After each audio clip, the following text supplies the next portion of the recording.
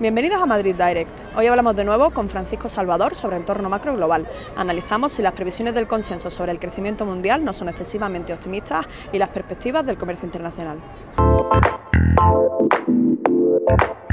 Francisco Salvador, muchas gracias por atendernos. A vosotros. Vamos a hablar del entorno macroeconómico. Has sostenido que las previsiones del consenso son un poco optimistas.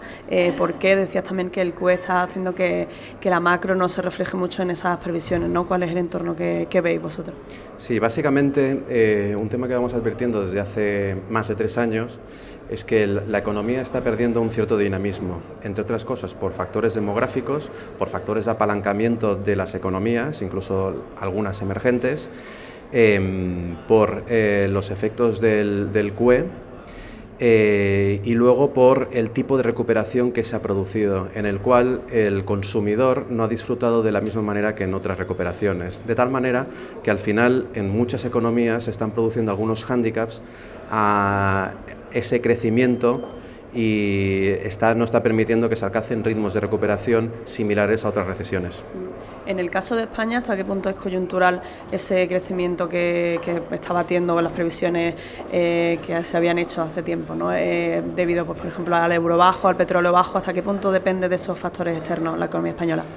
Quizás un 30% del crecimiento que está teniendo la economía española tiene que ver con esos factores. El otro es estructural, por dos temas. Uno, en España ha habido un cambio estructural, ha habido una depreciación de salarios, una depreciación interna, ha habido un pequeño cambio de modelo, es decir, en el año 2008 el 22% de las exportaciones eran un 22% sobre el PIB y ahora son casi un 35%. Y además el nivel de base es tremendamente bajo, lo cual si has caído mucho es más fácil crecer, ¿no?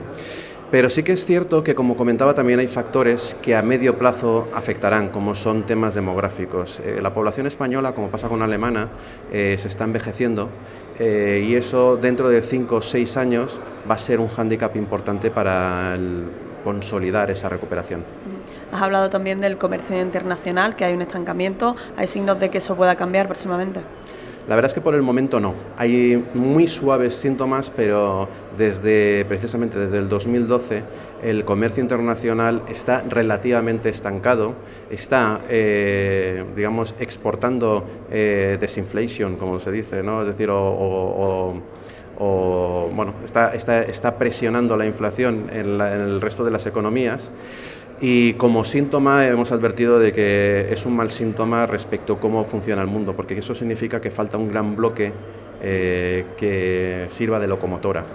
Decías que no había locomotoras, que incluso los datos de empleo en Estados Unidos no son tan buenos como pueden parecer.